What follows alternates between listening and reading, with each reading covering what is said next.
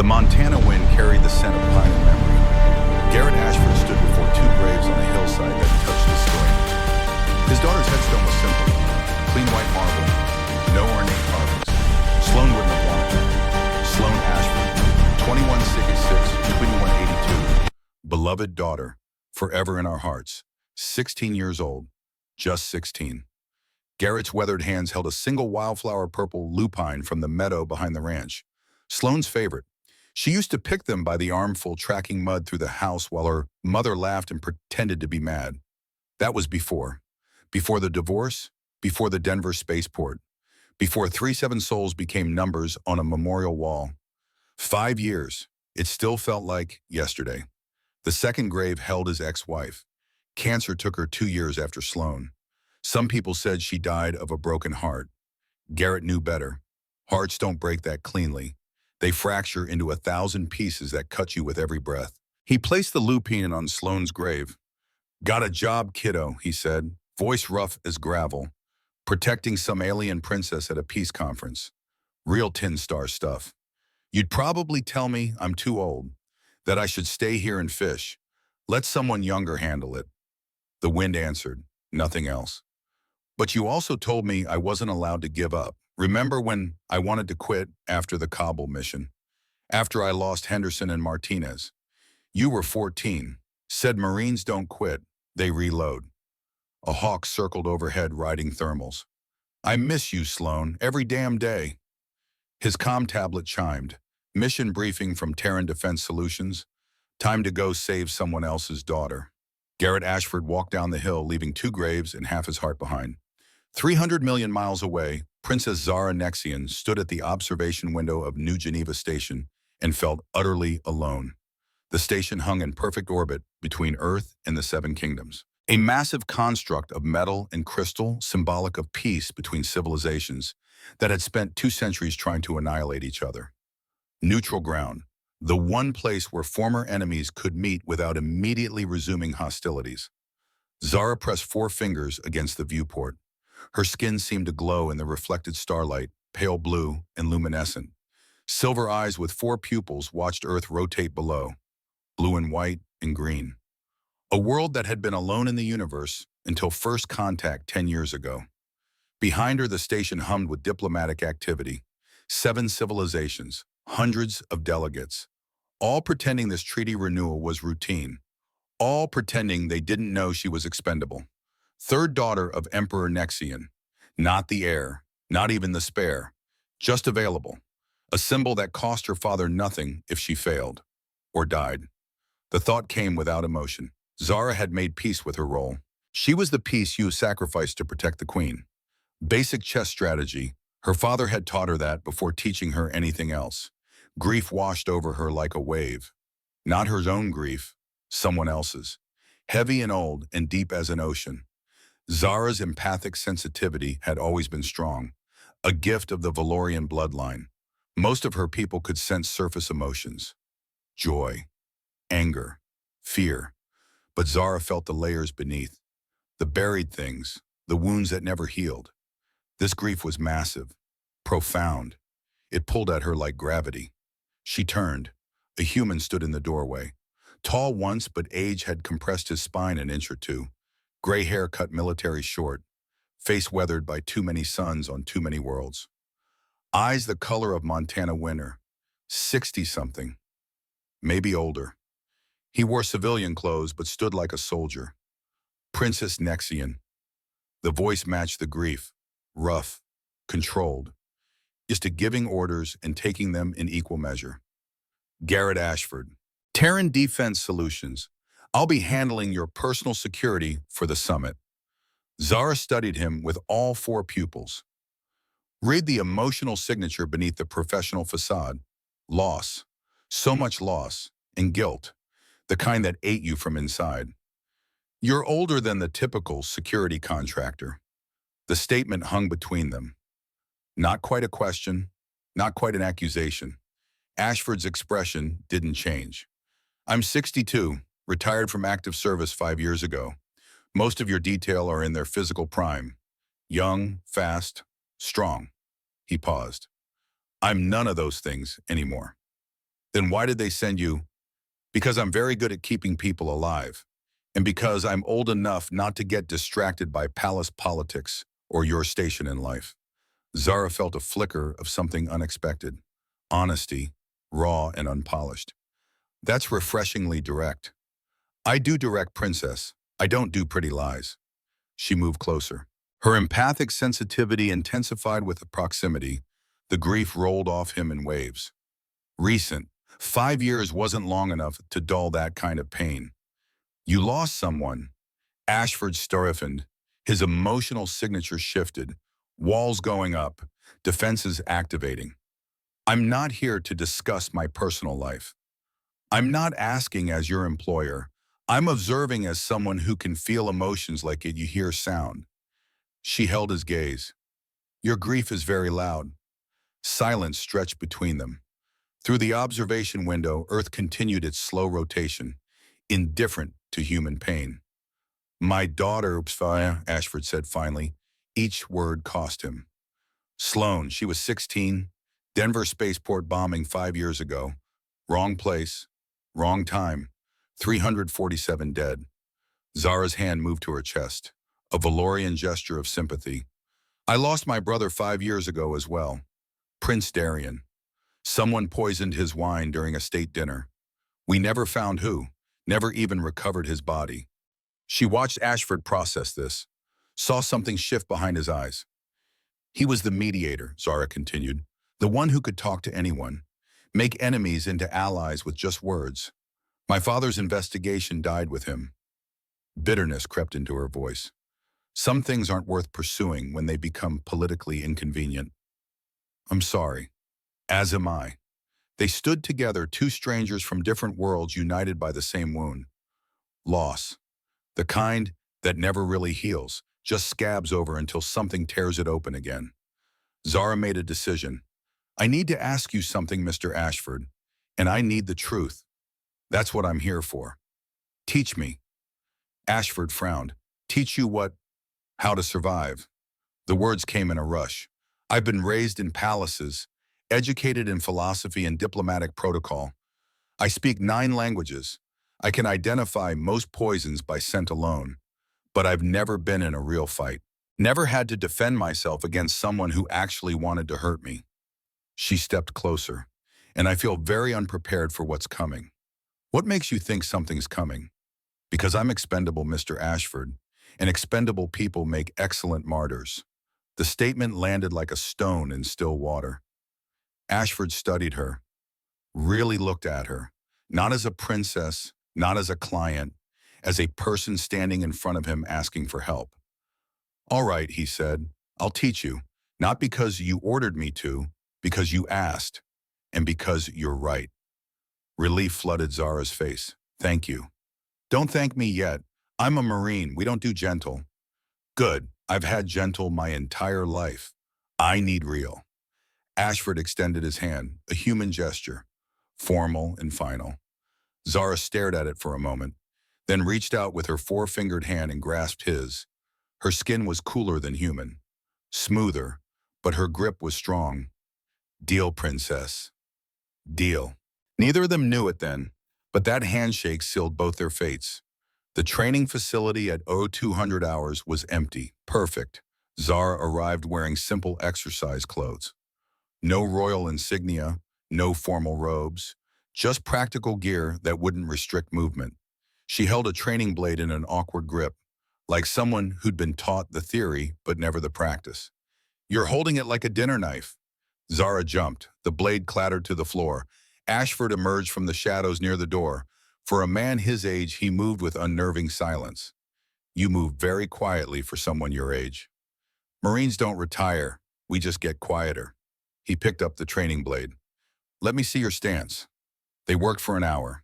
Basic stance, basic movement, nothing fancy, just fundamentals that kept people alive when theory met reality. Zara was a fast learner. Her Valorian physiology gave her natural balance. 4 pupils meant superior depth perception.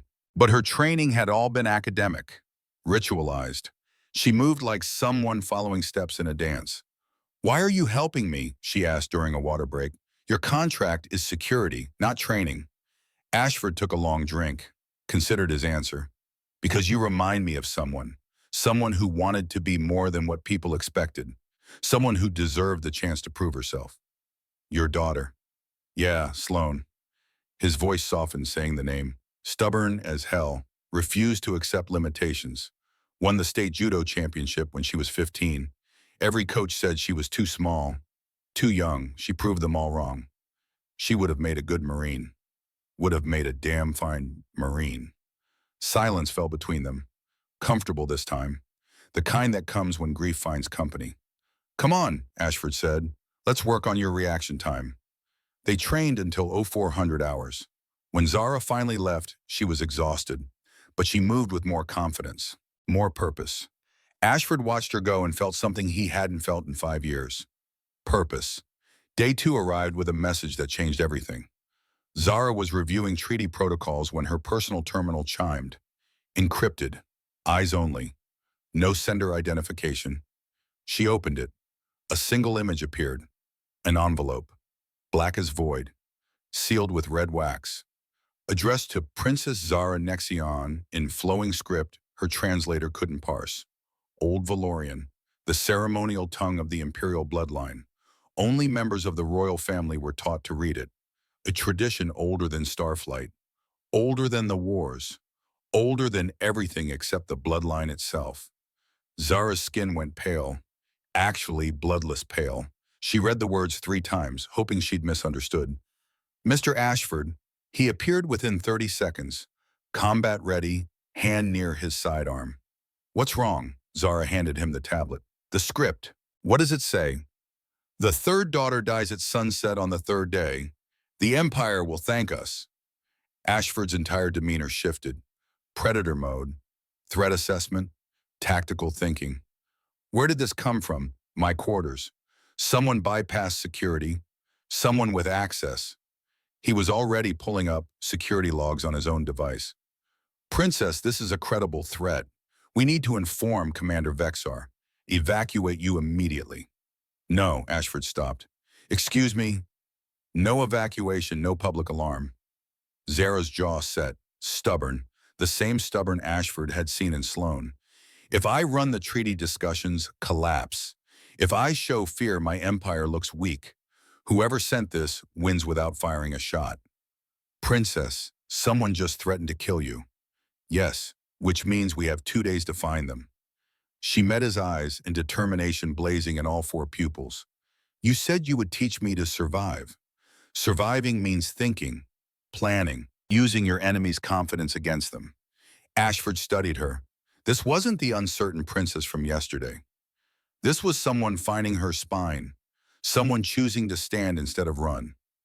It was exactly what Sloane would have done. All right, he said slowly. We do this smart. We investigate quietly. But if things go sideways, you follow my lead. No arguments. Agreed. Say it. If things go sideways, I follow your lead. No arguments. Good. They spent the next 18 hours hunting shadows, security footage, entry logs, personnel files. Zara used her diplomatic access.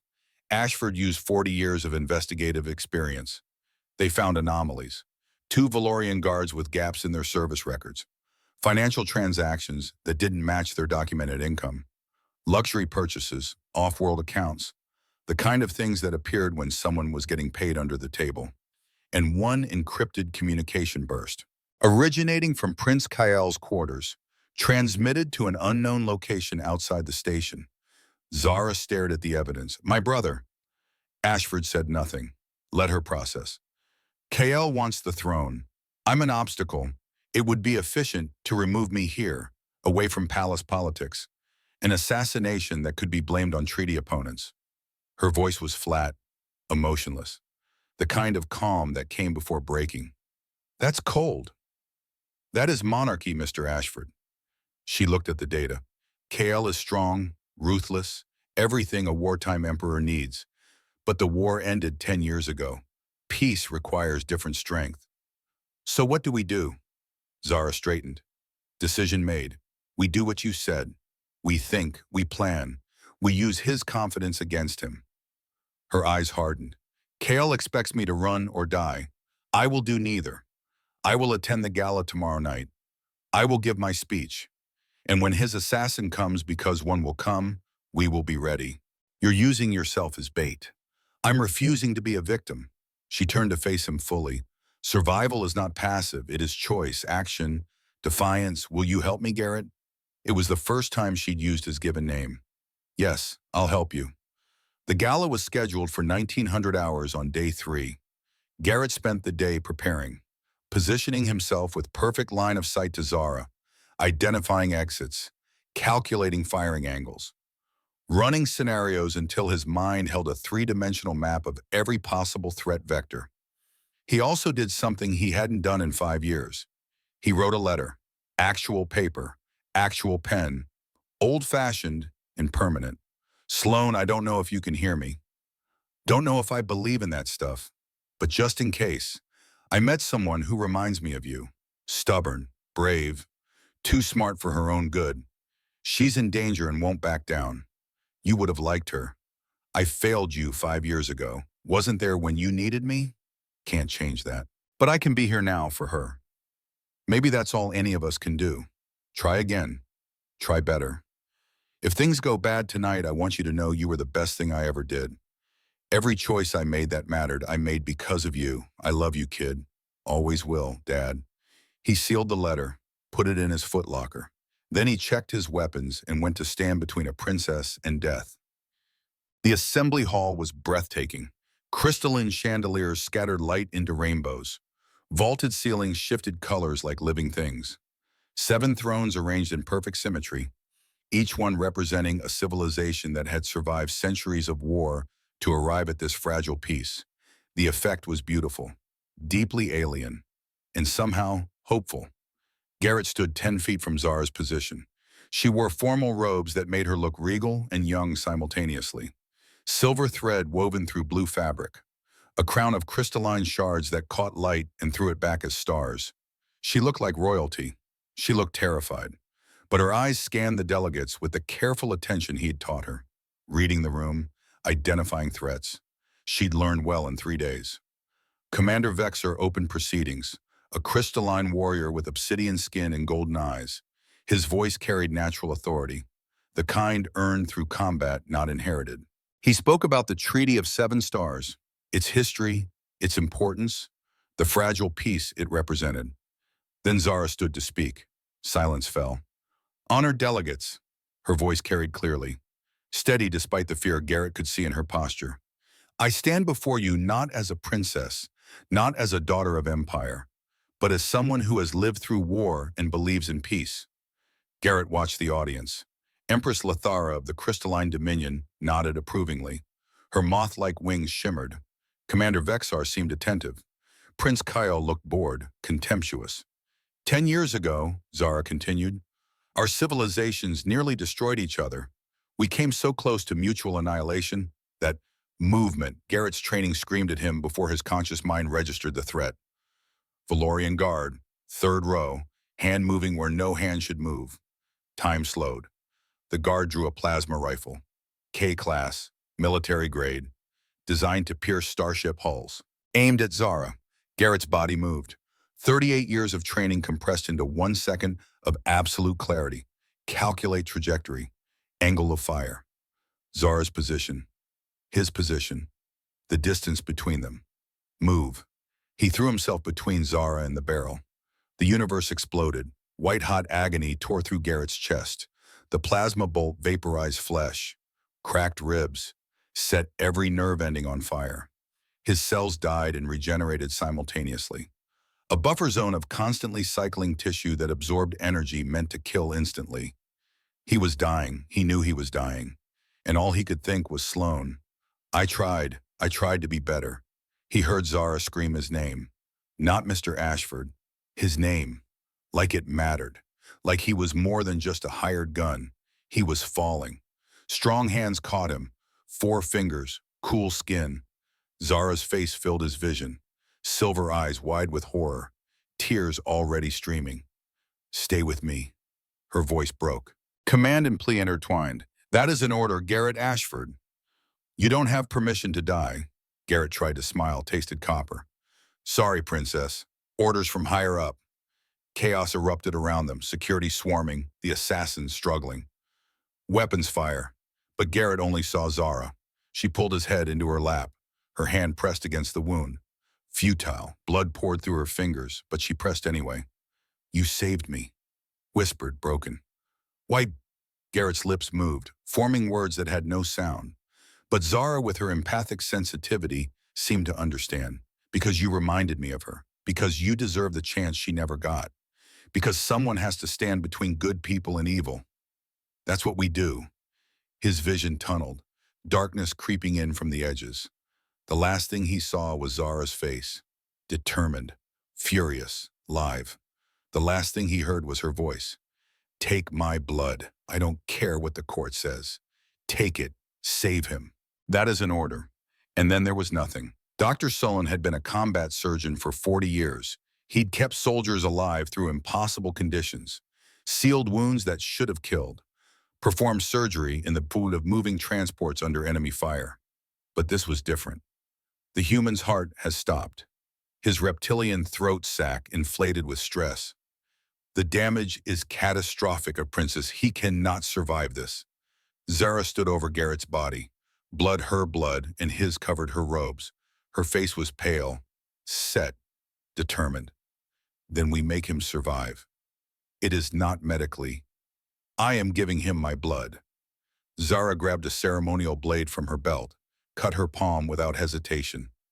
Valorian royal blood contains nanohealers, genetic markers that accelerate cellular regeneration. Use it. Solon stared. Princess, transfusion between species is forbidden. The biological incompatibility alone could kill him. And even if it doesn't, the political consequences. A holographic communication activated.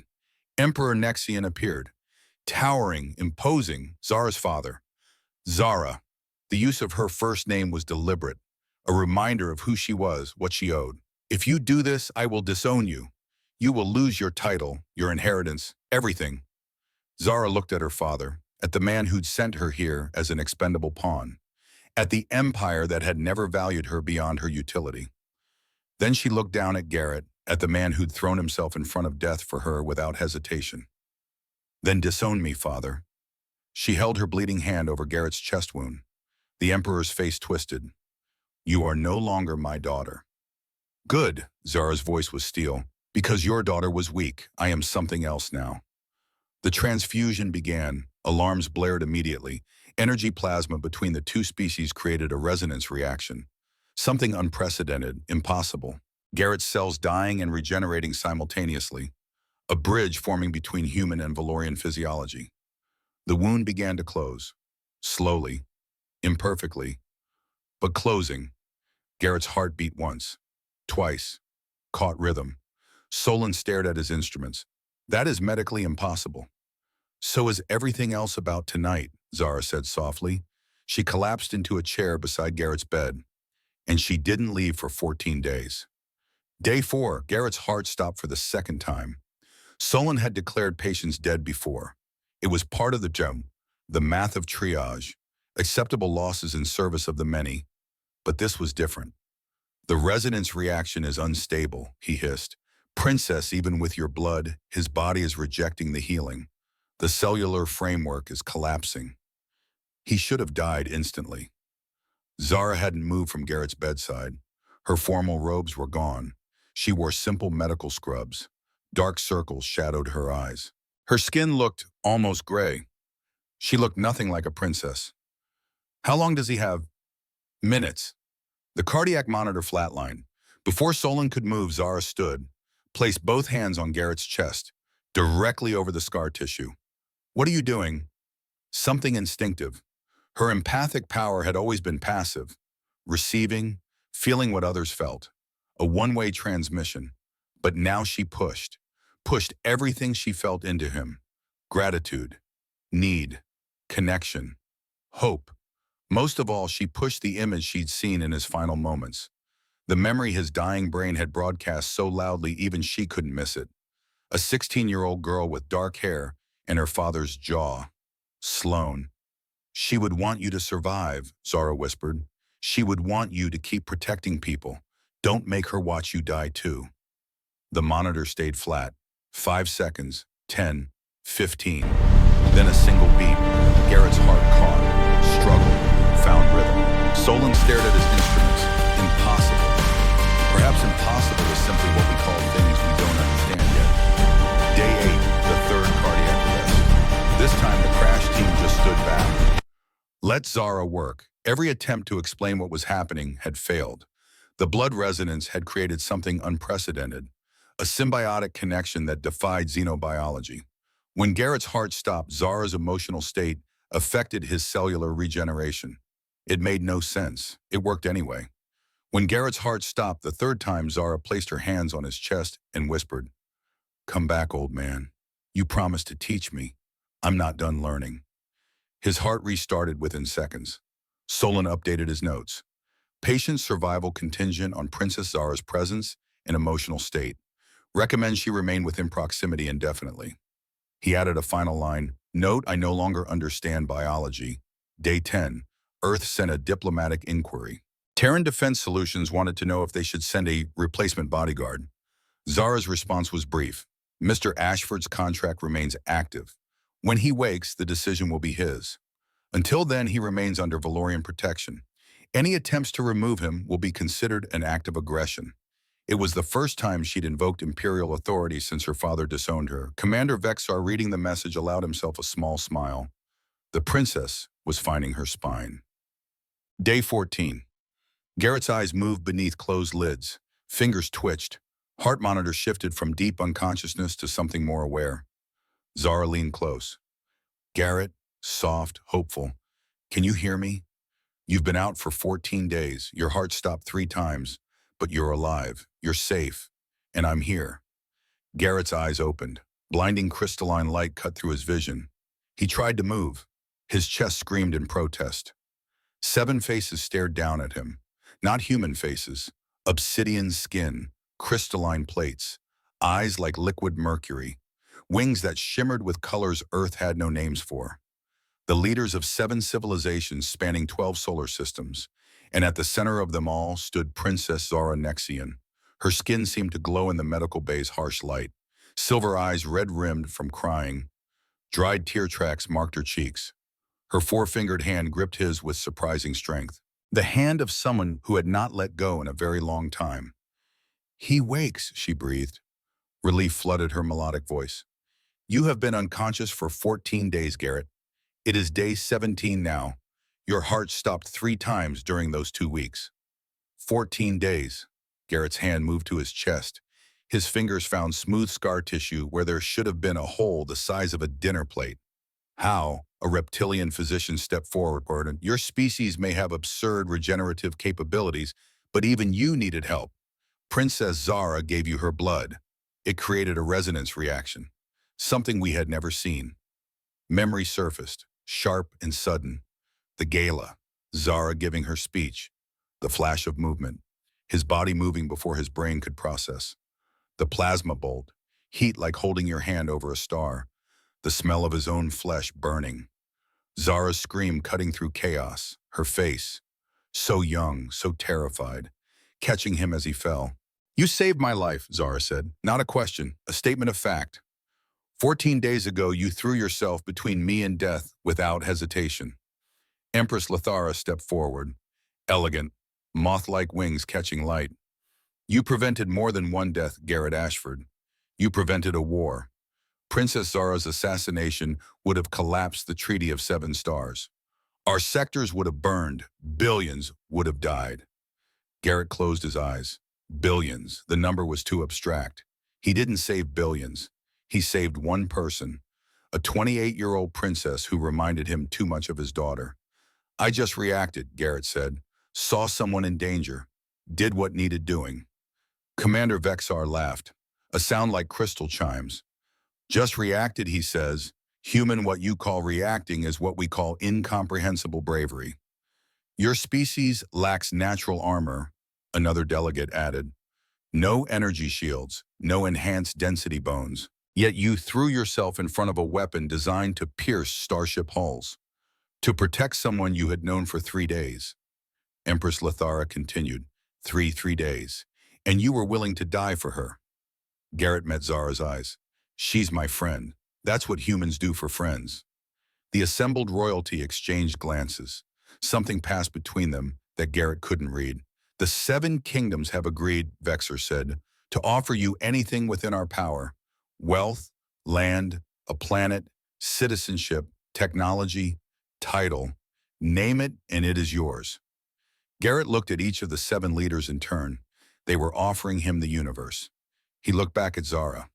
I appreciate the offers, but I just want to keep doing my job. Vexor's golden eyes widened. Your job, you nearly died. Garrett managed a small smile. Protecting her, if she'll have me. Zara's eyes glistened with fresh tears. Always. The word hung in the air between them. A promise. A bond forged in plasma fire and shared blood. Commander Vexor stepped forward, his obsidian face unreadable. Before we proceed, I must address a pressing matter. He turned to face Zara. Princess Zara Nexian, I am placing you under arrest pending investigation by the Galactic Council. Silence crashed through the room like a shockwave. Zara stood slowly. Her hand never left Garrett's. On what charges, Commander? Vexor's voice carried no emotion. Conspiracy to assassinate yourself. The words hung in the air like poison. Conspiracy to assassinate yourself. Garrett tried to sit up. Pain exploded through his chest. The blood bond pulsed warm between him and Zara. He felt her shock, her rage, her absolute refusal to show weakness. Explain yourself, Commander, Empress Lithara said, wings flaring. That is a serious accusation. Vexor pulled up holographic displays, security logs, financial records, timeline data that floated in crystalline precision above his palm. The assassination was enabled by someone with knowledge of our security protocols. His golden eyes swept the room. Analysis shows the access codes originated from Princess Zara's personal terminal. Furthermore, financial records reveal payments from anonymous accounts to Obsidian Syndicate intermediaries. He expanded the data. Traced back, they ultimately originate from Valorian Imperial funds. Funds Princess Zara has access to. That's impossible, Zara said, her voice steady, cold. I never authorized any such transactions. These payments were made in the week leading up to the summit. Vexor's obsidian face betrayed nothing. The evidence is substantial, Pronsis. By council law, I must detain any delegates suspected of crimes against the treaty. Garrett found his voice, raw from disuse. Commander, why would she stage an attempt on her own life that required me to die saving her? Vexor turned those golden eyes on him. To gain sympathy, to discredit Prince Kael, to position herself as a martyr, to gain the loyalty of a human whose sacrifice would make her appear worth dying for. He paused. I am sorry, Mr. Ashford, but you were used. Like hell I was. The evidence is substantial enough to warrant investigation. Vexor gestured. Security moved into position. Princess Zara, you will be confined to secure quarters pending tribunal. The council has appointed 3 judges from neutral kingdoms. Testimony begins in 4 days. Zara looked at each leader, reading them with her empathy. She saw doubt, confusion, political calculation, and in one delegate something else. Something wrong. Senator Kavros, the arachnid diplomat, 6 legs, compound eyes. He'd been the loudest supporter of the treaty, had praised Garrett's sacrifice in flowery speeches. But his emotional signature was flat, like an echo rather than the real thing. Before she could process it, security surrounded her. I will cooperate, Zara said clearly. I have nothing to hide. The truth will prove my innocence. I believe you, Princess, Empress Lithara said softly. Zara was escorted out. She looked back once at Garrett. Their eyes met. Through the blood bond, she sent a thought, clear as spoken words. Trust me, I have a plan. Then she was gone. Garrett lay in the hospital bed. Chest on fire, mind racing, 14 days unconscious. Wakes up to find the woman he'd died protecting, accused of orchestrating her own assassination. He'd been played before, manipulated, but not this time. Not by her. He knew Zara, had trained with her, bled for her. The blood bond wasn't just biological. It was truth written into their cells. She was innocent. which meant someone had gone to extraordinary lengths to frame her. Someone very good. Someone who understood how to turn allies against each other. Garrett pushed himself upright, ignored the screaming protest from his chest. Found Dr. Solon. How long until I can walk? 2 weeks, minimum. I need 3 days. Impossible. Your sternum is held together by Valorian nanohealers and stubbornness. If you stress it, 3 days, doc, or I walk now. Solon's throat sac inflated, exasperation. You humans are medically insane. Yeah, we get that a lot. Zara's confinement quarters were luxury by any standard. Panoramic windows, comfortable furniture, access to station networks and communication systems. A gilded cage. She stood at the window watching Earth rotate below. 4 pupils tracking cloud formations. But her mind was 3 moves ahead. The evidence against her was good, very good, professional, access codes from her terminal, financial transactions from accounts she controlled, timeline that aligned perfectly with motive and opportunity. Someone had spent months setting this up. Clone technology required extensive preparation, DNA samples, growth acceleration, memory imprinting. You couldn't just order a clone overnight, which meant whoever hired the Obsidian Syndicate had been planning this before she even knew she'd attend the summit. The pieces clicked together. This wasn't about her specifically. It was about the treaty, about collapsing the fragile peace before it could be renewed. Her empathic sensitivity flared. Someone was approaching her door. Not a guard. The emotional signature was different, conflicted, guilty. The door opened. Commander Vexar stepped inside. Zara turned slowly. Come to gloat, Commander. No. His voice cracked. I came to apologize. The 18. 3 days after Garrett woke, he spent the time reviewing security footage. Dr. Solon had relented, given him a compression brace for his chest and enough painkillers to dull the worst of it. He could move, slowly, like an old man with bad joints and worse decisions. Felt about right. He sat in a private data terminal, pulled every file related to the assassination, entry logs, personnel records, communication intercepts. The access codes supposedly from Zara's terminal were clean, professional, but they had one flaw: timestamp. The codes were executed at 0347 hours on day 1. Garrett pulled up training facility surveillance. At 0347 hours on day 1, he and Zara were in the combat gym. 14 cameras captured their presence. No way she could have been in 2 places simultaneously, unless she had a clone. But clone technology required months. Zara had only known about the summit for 3 weeks. His comm terminal chimed. Anonymous message. Encrypted. Eyes only. Mr. Ashford, if you want to help Princess Zara access security node Delta 7 at 0200 hours, come alone, tell no one. They are watching. Garrett stared at the message. Every instinct screamed trap. But if there was even a chance of clearing Zara's name, he had to take it. He deleted the message. Began preparing. Vexar stood in Zara's quarters, obsidian skin reflecting station light, golden eyes hollow. 3 days before the summit, he said quietly, I received a message. Encrypted, untraceable. It showed my mate, my 2 children, in restraints, alive but terrified. Zara's empathic sensitivity confirmed what she already suspected. Truth, raw and painful. The message said if I didn't cooperate with security adjustments, they would kill my family. Vexar's voice broke. I thought I was protecting them. I gave them access codes, financial authorization, anything they asked. What did they ask you to do? Frame you. He looked at her. The evidence didn't come from your terminal, Princess. It was routed through mine. I was the breach point. They used me to make it look like you orchestrated everything. Zara felt the weight of his guilt, the self-loathing, the desperate hope that confession might offer redemption. Why tell me now? Vexar pulled a small data chip from his armor. Because 3 hours ago I contacted the syndicate, told them I had intelligence I would trade for my family's return. His hands trembled.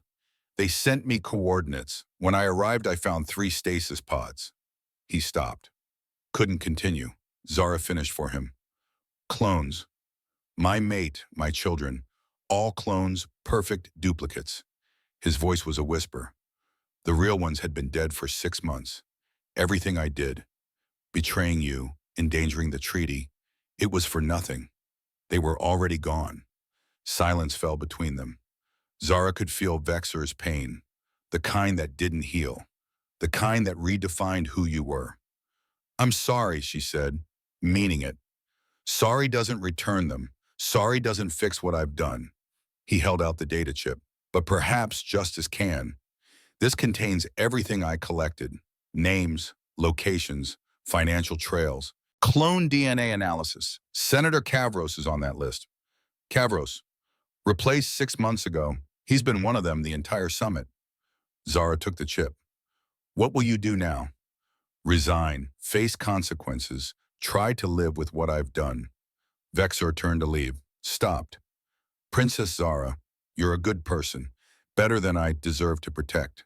Tell Ashford I'm sorry. He disappeared into the corridor. Zara stood alone, holding information that could crack open a conspiracy. She uploaded the chip to her terminal and began to plan. Security node Delta 7 was a maintenance junction. Automated systems, minimal monitoring, perfect for a clandestine meeting or a murder. Garrett arrived at 0145 hours. Early. Always arrive early. Position yourself. Know your exits. Control the engagement. Basic tradecraft. He found a shadow near the cooling systems. Settled in. Waited. Pain radiated through his chest. The compression brace helped. The painkillers helped more. But he was operating at maybe 60% capacity. Better than dead. At exactly 200 hours, a figure emerged from the access tunnel. Tall, wrapped in thermal cloak, moving with military precision. The figure stopped 10 feet away. Garrett Ashford, the voice was familiar. You are either very brave or very stupid. I've been called both. Garrett kept his hand near his sidearm. The figure hadn't drawn a weapon. Yet. You said you have information about Princess Zara. I have information about who framed her and why. The figure pulled up a small projector. Holographic images flickered. Security footage. DNA analysis. Financial records. The clone that attacked the princess was not a one-off. It was a test. Proof of concept. For what? For replacing key political figures across all 7 kingdoms. Garrett felt ice in his gut. The figure continued. Obsidian Syndicate has been developing this technology for 5 years. They've infiltrated governments, militaries, corporations, building an army of replacements, perfect duplicates who do exactly what the Syndicate commands. How many 23 confirmed replacements currently active? We suspect dozens more. Who's we? The figure hesitated, then pulled back the hood. Commander Vexor's obsidian face stared back. Garrett's hand moved to his weapon. Wait, Vexor said quickly. I know what you think, but I'm not your enemy. You arrested Princess Zara. I had no choice. The golden eyes were haunted. My family, my mate and 2 children. They were taken 3 days before the summit. The Syndicate sent a message. Accuse the princess or watch them die. His voice cracked. I chose wrong. I protected my family and condemned an innocent. I'm a coward. Garrett didn't lower his weapon. Prove you're not Syndicate. I cannot, but I can give you this. Vexor pulled a second data chip from his armor. Everything I collected. Names, locations, financial trails. If you analyze the access codes supposedly from Princess Zara's terminal, you'll find they were routed through my system. I was the breach point. They used me to frame her. Why tell me now? Because I contacted the Syndicate 3 hours ago, told them I had intelligence I would trade for my family's return. Vexor's voice went hollow. They sent me coordinates. When I arrived, I found 3 stasis pods. My mate, my children. He stopped. All clones. The real ones had been dead for 6 months. Garrett felt something shift. Recognition. Vexor wasn't Syndicate. He was a father who'd lost everything trying to protect his family. Just like Garrett. I'm sorry, Garrett said, meant it. Sorry doesn't return them. Sorry doesn't fix what I've done. Vexor held out the data chip. But perhaps justice can. Help Princess Zara. Expose the syndicate. Make my cowardice mean something. Garrett took the chip. Where are you going? To resign, to face consequences, to try to live with what I've done. Vexar pulled his hood up. The princess is a good person, Ashford. Better than I deserved to protect. Tell her I'm sorry. He disappeared into the tunnels. Garrett stood alone, holding information that could save Zara. He uploaded the chip to his terminal. Time to go to work. Day 21. 4 days after Garrett woke. 3 days of investigation. The assembly hall converted to courtroom. 3 judges sat elevated. Judge Shard, a being of living crystal. Judge Helion, flowing water given form. Judge Kethis, composed of shifting light. Neutral kingdoms. No political stake in the outcome. 7 delegations observed. Garrett sat in the back row, chest still healing but mobile. Zara stood before the tribunal. No restraints, no guards. She'd insisted. If she was going to be tried, she would face it with dignity. She wore simple robes. No crown, no royal insignia. Just a woman standing alone against the accusation. The prosecution presented evidence. Access codes. Financial transactions. Timelines showing motive and opportunity. Character witnesses testifying she'd always been ambitious. Always questioned the established order. It was damning, thorough, almost believable. Then Zara spoke.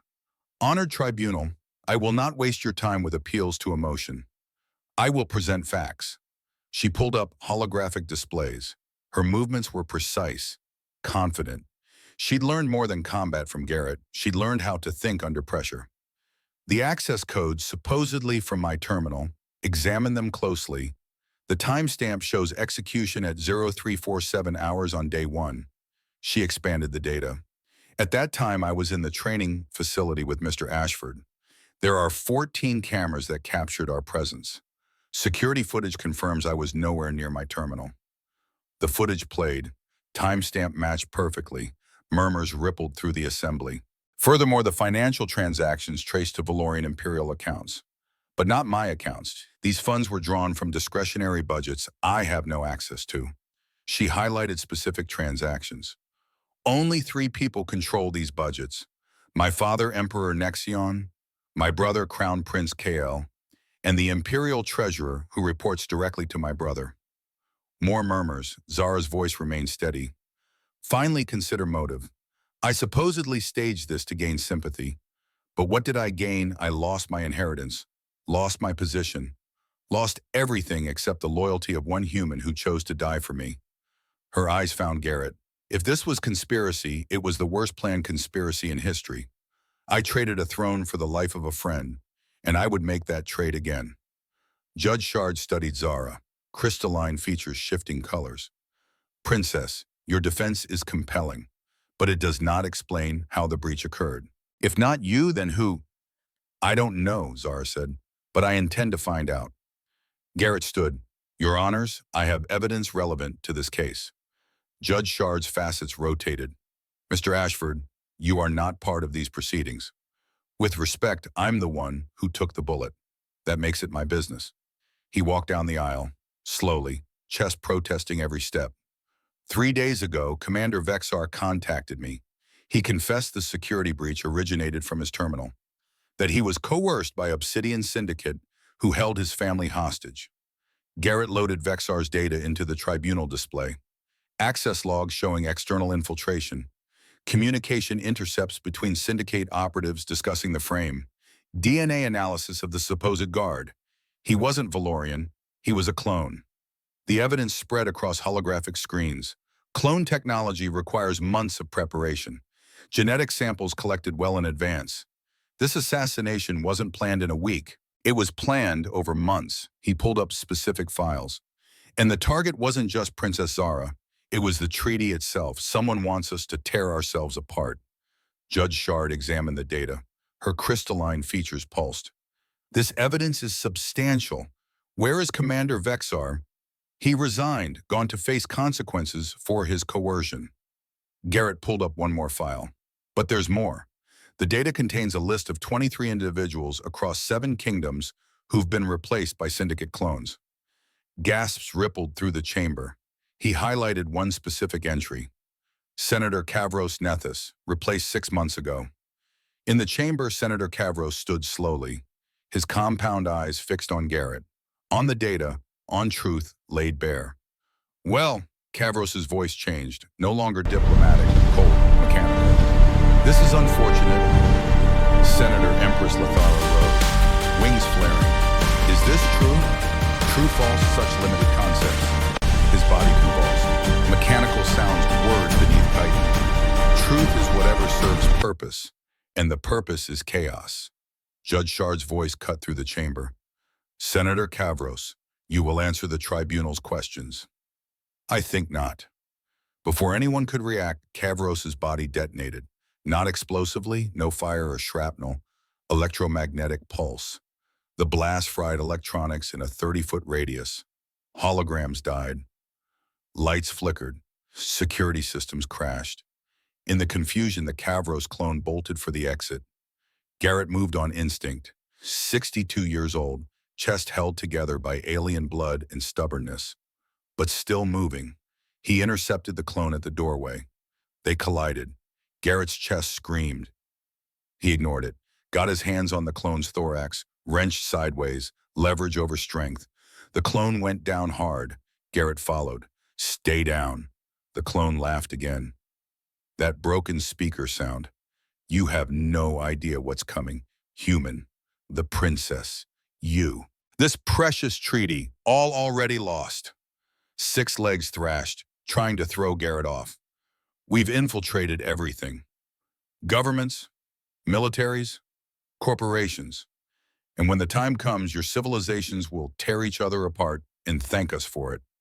Garrett felt the clone's mandibles move, biting down on something. Poison capsule. No. Too late. Within seconds, the clone convulsed. Foam bubbled from its mandibles. The compound eyes went dark. Dead. Garrett stood slowly, breathing hard, chest on fire. Worth it. Zara appeared at his side. Are you all right? Define all right. You're bleeding through your shirt. Story of my life lately. Judge Shard's voice carried through the chaos. Order! Order in this chamber. The lights stabilized. Emergency systems came online. Judge Shard looked at the dead clone, at Garrett, at Zara. All charges against Princess Zara are dismissed. You are free, Princess, and you have our apologies. Zara didn't celebrate. She looked at Garrett, at the data, at the implications spreading like cracks through ice. This is bigger than we thought. Yeah, it usually is. Day 22. The briefing room was cramped. 6 people planning an assault that could save the treaty or collapse it entirely. Garrett stood at the table's head, moving carefully, still feeling every breath, but standing, leading. Behind him, holographic schematics of Tartarus rotated slowly. Tartarus is a fortress, he said, voice steady. Triple-layered hull, automated defense grid, internal security that makes maximum security prisons look like daycare. It houses the syndicate's cloning facilities, command structure, and approximately 200 personnel. He highlighted 3 critical points. Most of them clones themselves.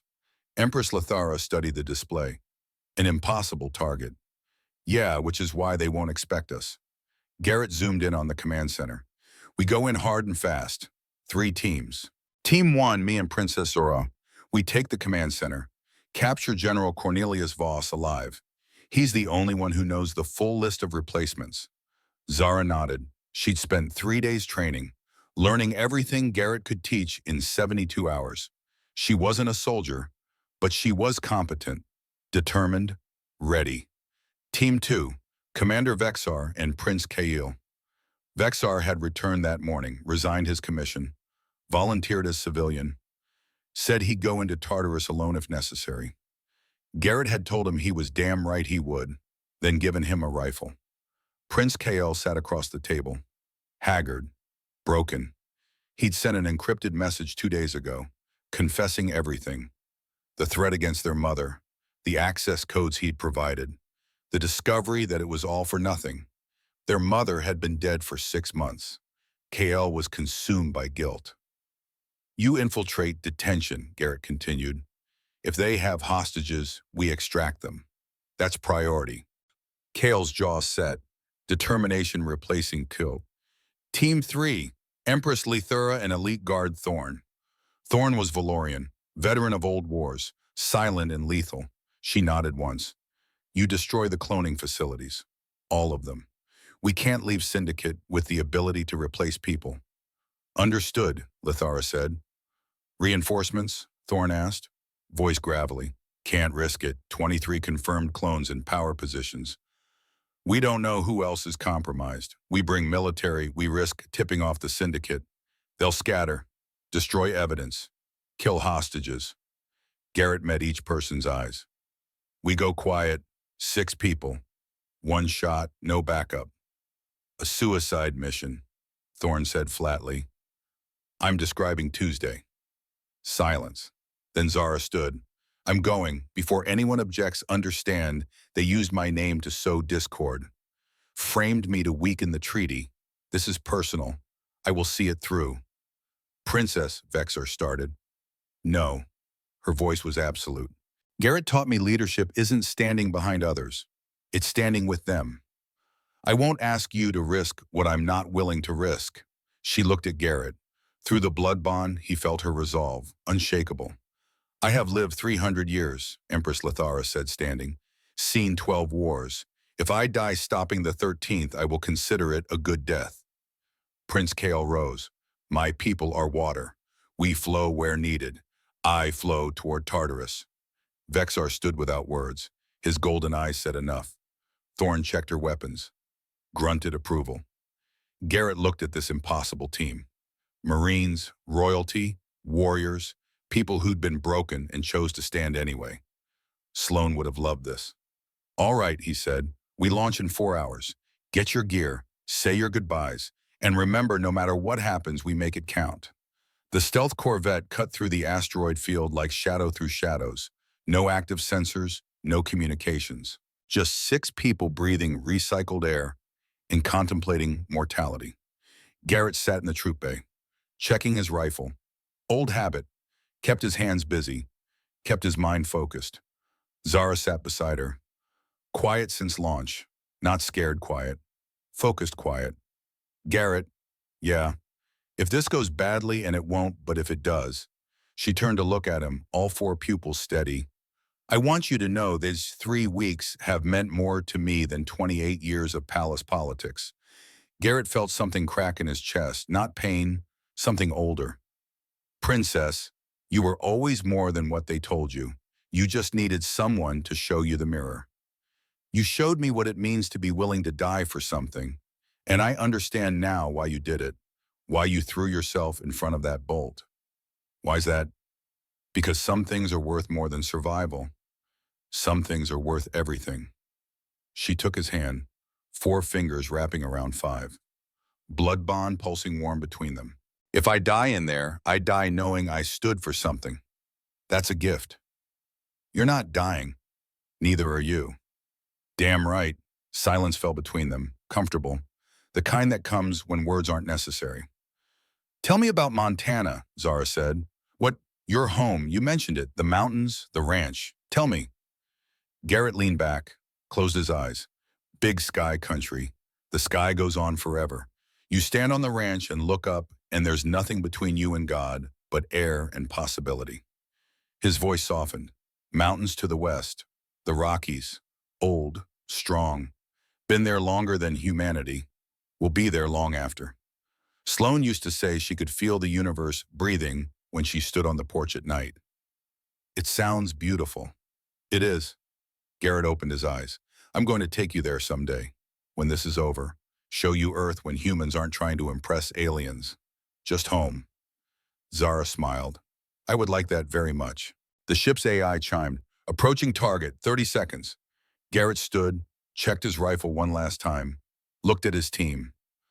All right, remember the plan. Stay sharp, stay together. If things go sideways, adapt and overcome. He paused. Marines have a saying, improvise, adapt, overcome. Today we all be Marines. Ura, Vexor said, trying the human battle cry, awkward in his crystalline voice. But the spirit was there. Close enough, Garrett said. He sealed his helmet. Let's go to work. Breaching Tartarus was textbook. Plasma torches through the outer hull. Minimal noise, precision cuts that left no margin for error. The kind of insertion Garrett had done 100 times in his career, except this time his chest was held together by alien blood and hope. The stealth corvette sealed against the breach point. Magnetic clamps locked. The airlock cycled. Garrett was first through, rifle up, scanning, moving with the careful deliberation of someone who knew speed got you killed. Inside the corridor was industrial. Harsh lighting, metal grating, function over comfort. This wasn't a research facility, it was a factory for replacing people. Zara came through behind him, moving the way he'd taught her, low, quiet, weapon ready. The rest of the team followed in silence. They reached the first junction, 3 corridors branching like veins. Garrett held up his hand. Stop. This is where we split, he whispered. Team 2 left corridor. Team 3 right. Radio silence from here. We meet at extraction in 60 minutes. He looked at each of them. If someone doesn't show, assume dead and leave. No heroics. We get the mission done. 5 nods. Clear. Good hunting. The team separated. Garrett and Zara moved deeper into Tartarus. They encountered the first patrol at Corridor 7. 4 guards, clone soldiers with blank expressions, moving with mechanical precision.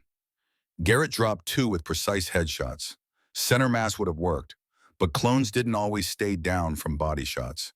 Zara took the 3rd. Her aim had improved considerably. The guard went down with a hole between his optical sensors. Garrett finished the 4th. 4 down. Keep moving. They passed laboratories, storage facilities, living quarters that looked more like cells. Row after row of stasis pods, bodies growing, faces forming, perfect copies of people who had no idea they were being replaced. This isn't research, Zara whispered. This is industrial scale. Yeah. Garrett's jaw tightened. How many copies waiting to be activated? How many people already replaced? The command center door appeared ahead. Reinforced. Biometric locks, automated turrets scanning and program patterns. Well, Garrett said, this is going to be loud. He pulled plasma grenades from his belt. Cooked them. 2 seconds. Through. The explosion shredded the door. Turrets exploded into component parts. Garrett was moving before the smoke cleared. Through the breach. Rifle up. Scanning. The command center was larger than the schematics indicated. Banks of monitors showing every corner of the station. Tactical displays tracking ship movements across 7 systems. Real-time data on clone deployment. Financial networks. Communication hubs. This wasn't just a cloning facility. This was the nerve center for an entire shadow empire. And at the center, standing behind a console, was General Cornelius Voss. He looked older than his file photo. Gray hair, deep lines carved by decades of command. But his posture was pure military. Dangerous. Garrett Ashford. Voss's voice was sandpaper and smoke. I wondered when you'd show up. Garrett kept his rifle trained on Voss's center mass. It's over, General. We've got the evidence. The Council knows about the clones. Surrender, and maybe you get a trial. Voss laughed. A trial evidence, the Council. He shook his head. You don't understand what we've built here, Ashford. We're not some criminal syndicate you can arrest. We're an inevitability. He gestured at the displays. Chaos is profitable. War is profitable. And we've made ourselves indispensable to both sides. Peace, he spat the word. Peace is bad for business. Zara went forward, weapon steady. You're a monster who twisted science into slavery. There's nothing inevitable about evil, only evil allowed to flourish. Well said, Princess. Voss's eyes shifted. Cold calculation. Did Ashford mention how I know him about Nevada? About the laboratory he destroyed 6 years ago? Garrett felt ice in his veins. He told me he stopped illegal experiments, Zara said. Saved children you were using as test subjects. Saved. Voss's laugh was ugly. He released unfinished prototypes, Generation 1 clones, flawed, unstable, incomplete neural mapping. Most died within months. The survivors. He shook his head. Let's just say Ashford's mercy killed more than my experiments ever would have. Garrett's finger tightened on the trigger.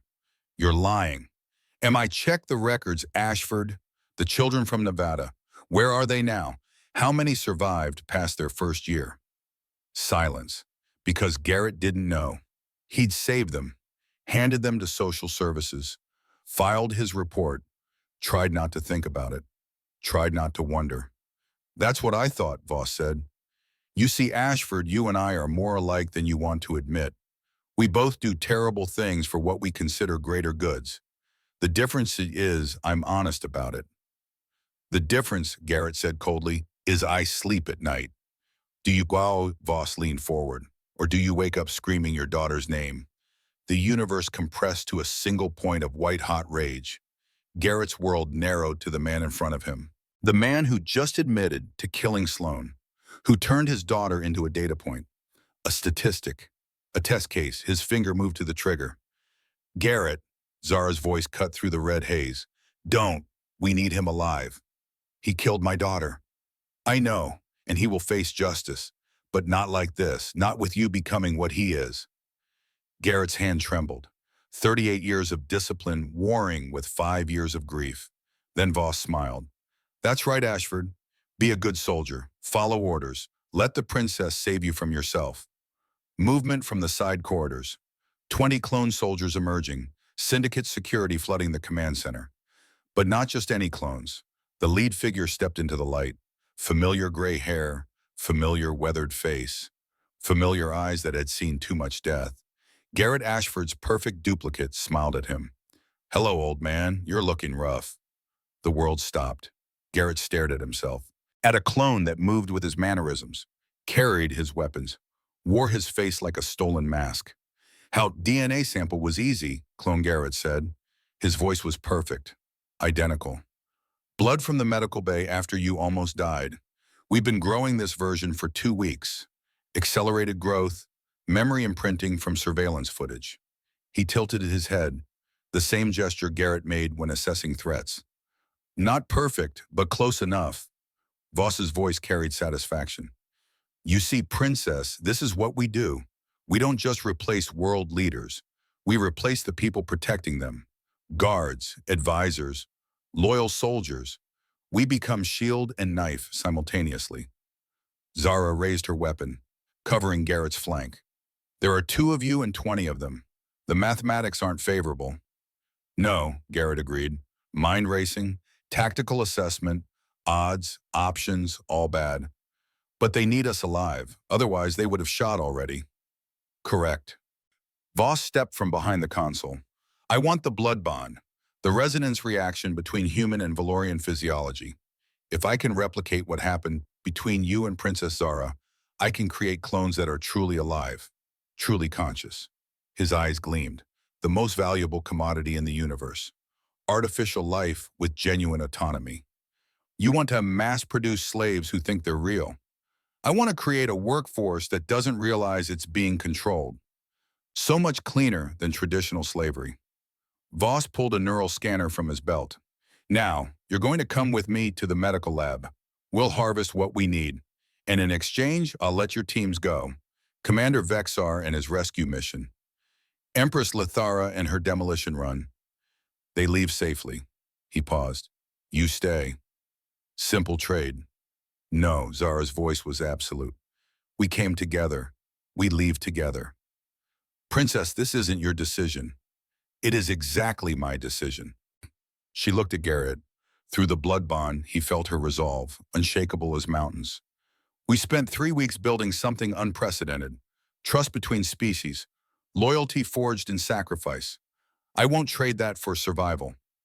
Her weapon didn't waver.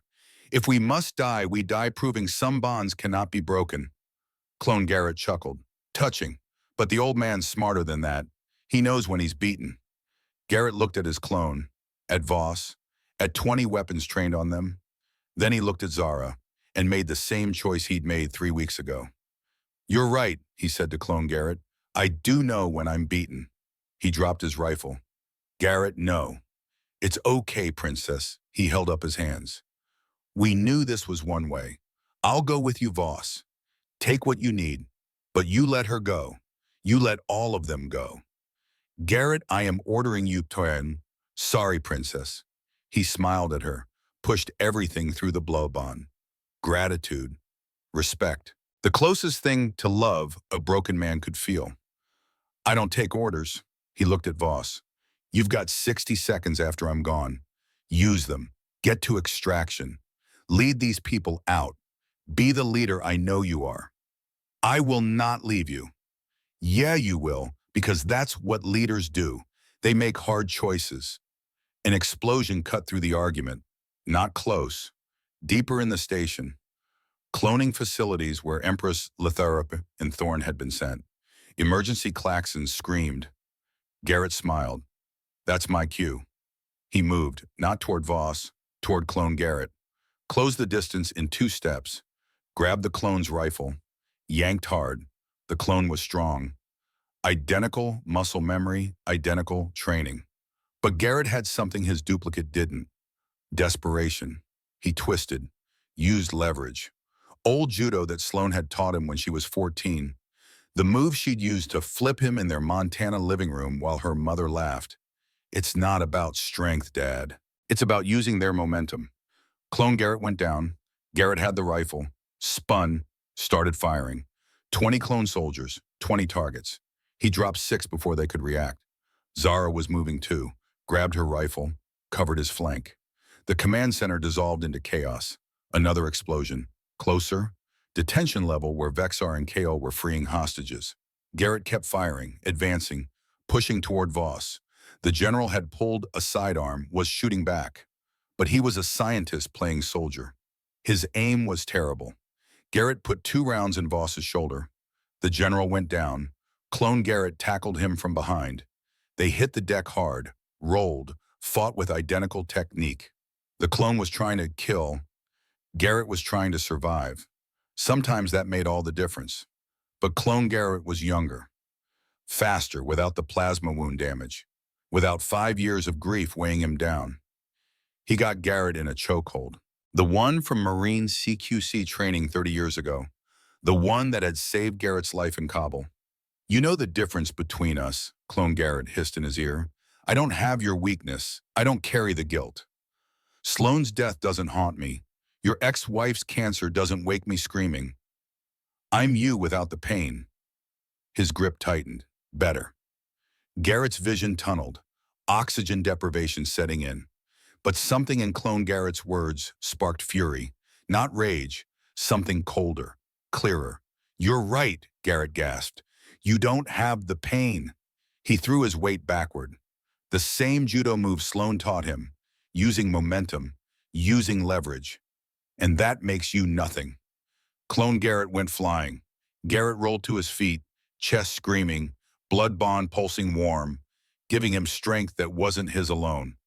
The pain makes me real, Garrett said.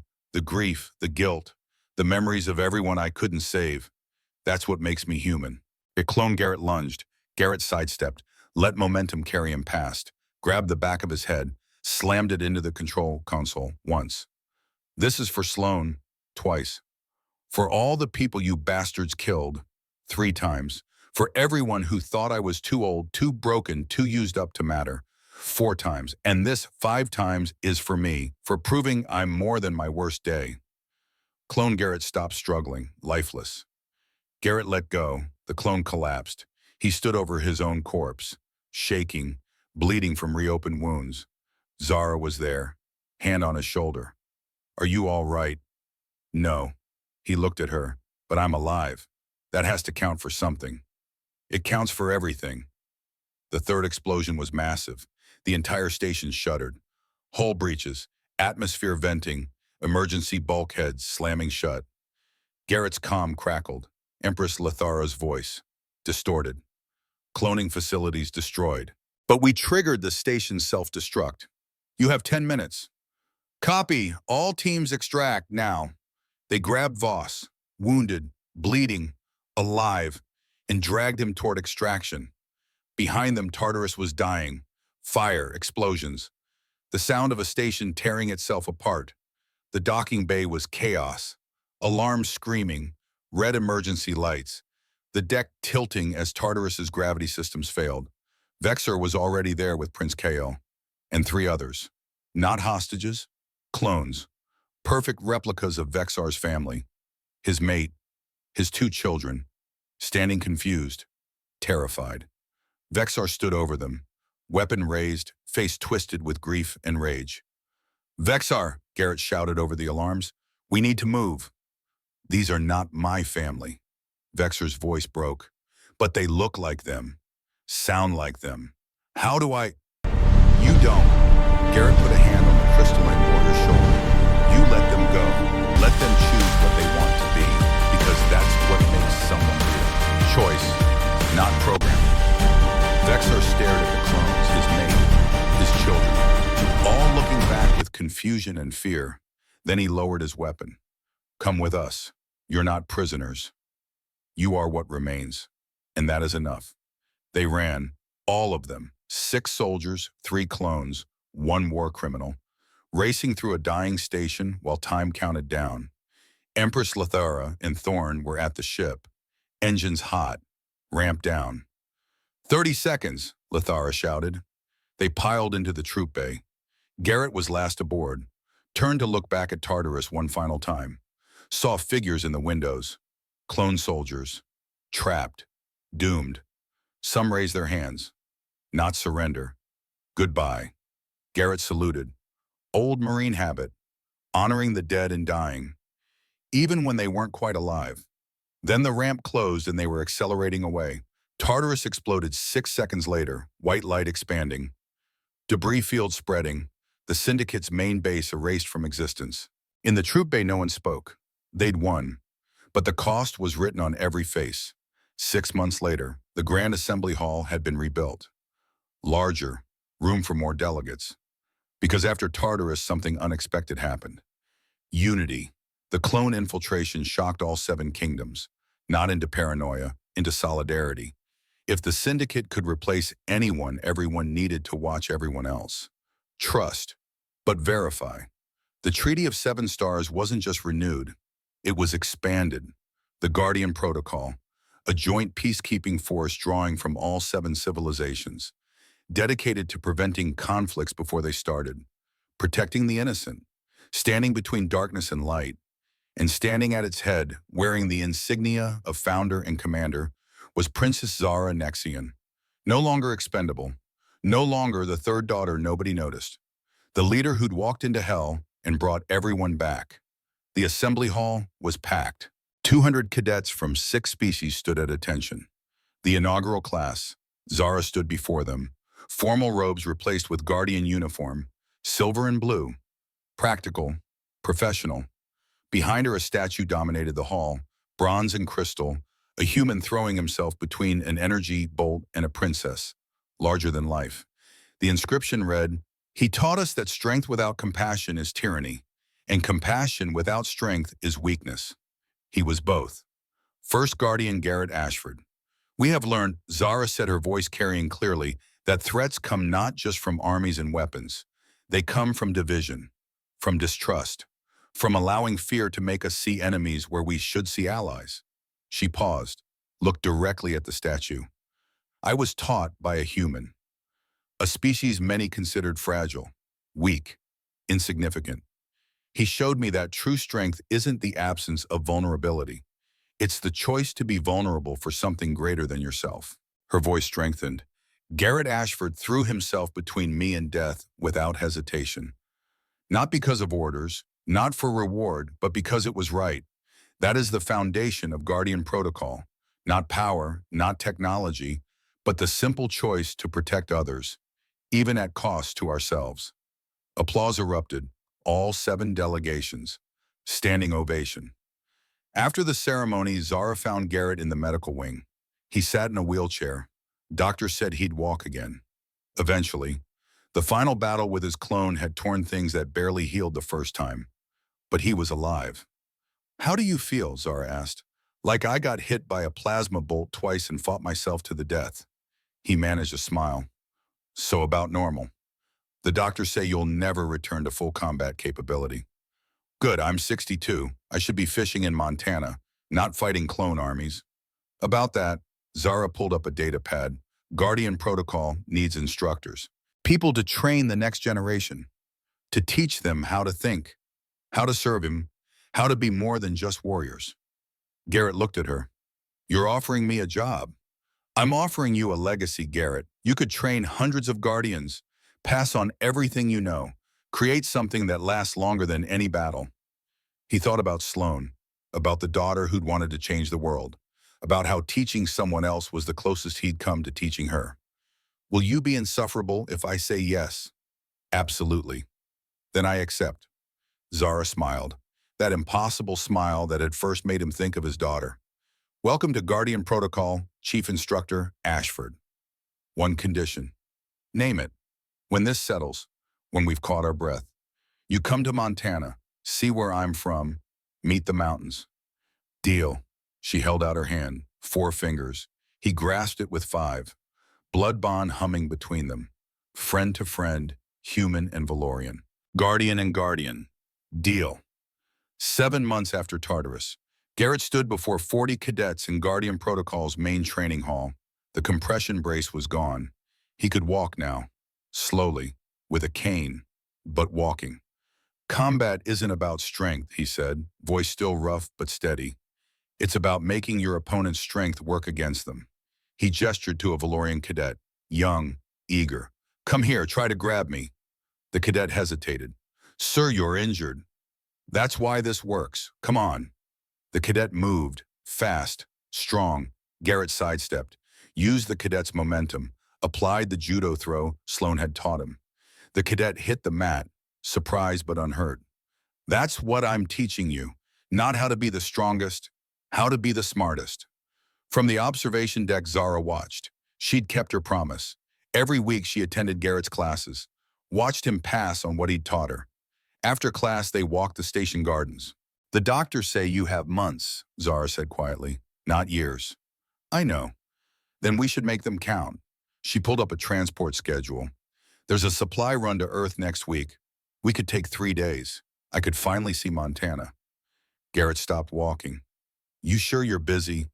I'm sure. You promised to show me Earth when humans aren't trying to impress aliens. Just home. Just home, he smiled. Yeah, let's do that. 1 week later, the ranch looked smaller than Garrett remembered. Or maybe he'd just gotten used to massive space stations. Zara stepped off the transport, 4 pupils wide, taking in everything. It's beautiful, she breathed. The sky stretched forever. Big sky country, mountains to the west, endless plains to the east. Come on, Garrett said. I'll show you where Sloane and I used to watch sunsets. They sat on the porch, 2 rocking chairs, hot coffee for Garrett, Valorian tea for Zara. The sunset painted the Rockies in gold and crimson. She was right, Zara said softly. You can feel the universe breathing here. Yeah, silence. Comfortable. Thank you, Garrett said. For what? For giving me a reason to keep going, for making the last year mean something. Zara's hand found his. 4 fingers, 5 fingers. You gave me the same gift. They watched the stars come out, Earth stars and alien stars, all sharing the same sky. That night was the last good memory Garrett would make. But it was enough. No. For 7 months, Garrett taught. Every day, every class, passing on everything he knew. He taught them Sloane's judo throw, his own tactical thinking, hard-earned wisdom about when to stand and when to adapt. He trained 200 cadets. Each one carried a piece of him forward. Then the pain returned, sharper, insistent. The doctors had been right. Months, not years. 14 months after Guardian Protocol launched, Garrett Ashford returned to Montana one last time. So, Montana winter was unforgiving. Snow covered the hillside. Wind cut like razors. The sky was gray and heavy with storms. Garrett lay in bed, the same bed his daughter had slept in. West-facing windows showing the Rockies in the distance. The doctors had given him 6 months. That was 8 months ago. Stubborn to the end. Zara sat beside him. She'd requested leave from Guardian Protocol, spent the last 2 weeks at his bedside, reading, talking about the cadets, about missions, about the peace they'd built. You should be working, Garrett said, his voice barely a whisper. The plasma damage had finally caught up. Lungs failing, heart struggling. Protocol can wait. Zara held his hand, 4 fingers wrapped around 5. The blood bond was fading. She could feel it, his life flickering like a candle in a storm. They sat in comfortable silence, watching the sunset over the Rockies through the window. "Tell me about her," Zara said softly. "One more time." Sloan. Garrett's eyes grew distant. She was everything. Smart, stubborn, believed she could change the world. He coughed. "And she did, just not the way we expected. If she hadn't died, you wouldn't have taken the job protecting me, wouldn't have built the protocol. Her death gave your life new meaning." "Strange how that works." He squeezed Zara's hand, weak. "You know what the funny thing is? I spent 5 years thinking I'd failed her, that losing her meant I'd failed as a father." He coughed again. Blood flecked his lips. "But then I met you, and you taught me that sometimes our greatest failures lead to our greatest purposes." "Garrett, let me finish." He struggled for breath. "You saved me, Zara, just as much as I saved you. More, maybe. You gave me a reason to keep going, to be better, to build something that outlasts the pain." His voice was fading. "That's a gift I can never repay." Zara's tears fell onto their joined hands. "You repaid it 1,000 times over. Every cadet you trained, every guardian you inspired, every piece of peace you helped build. That's your legacy. Our legacy." "Our legacy," Garrett repeated. "I like that." His breathing labored, each breath a fight.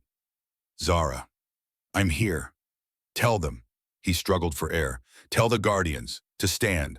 Always stand when everyone else runs. That's what makes us what we are." "I will, I promise." "Good." His eyes closed. "I'm tired, so tired." "Then rest. I'll be right here." "I know." A pause. "Thank you for everything." "No, Garrett, thank you." His breathing slowed, shallowed. The blood bonds stretched thin, thinner. One last breath, then silence. Zara felt it. The moment his heart stopped. The moment the bond snapped. The moment the galaxy lost one of its greatest guardians.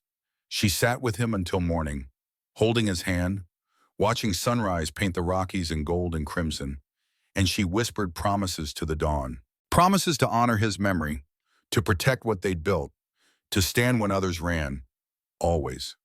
Two graves stand side by side on a Montana hillside under the big sky. The first is older. White marble weathered by 5 years of seasons. Sloan Ashford, 2166 to 2182. Beloved daughter, forever in our hearts. The second is newer, darker stone. Simple inscription. Garrett Ashford, 2115, 2187. Marine guardian, teacher, friend. He stood when others ran. Between them, Zara planted a Valorian crystal tree, the kind that grows on her homeworld. Roots sinking deep into Montana soil, branches reaching toward alien stars. A symbol. Two worlds, two peoples, united by sacrifice. She stood before the graves, guardian uniform crisp, commander insignia gleaming. "May you both rest under two skies," she said softly. "Earth's blue, and the stars beyond." The wind carried her words away. Behind her, a transport waited, 200 cadets aboard, the next generation of guardians, waiting for their commander. Zara turned, walked down the hill, back to the work, the mission, the legacy. But every year she returned, planted flowers, told Garrett and Sloan about the protocol, about the peace holding, about the guardians standing watch, because some bonds don't break with death. They just change form. And on clear nights when the Montana wind blows just right, you can almost hear it. A voice, gravel and smoke, and 38 years of seeing too much. Stand when others run, choose when others hesitate, protect when others abandon. That's what makes you guardian. Not strength, not power, choice. The lesson continues. The legacy endures. The guardians stand. And in the halls of the Guardian Protocol Academy, above the statue of a man throwing himself between death and a princess, new words were added. He taught one. She taught hundreds. They taught us all. This is how peace survives. One sacrifice, one choice, one guardian at a time.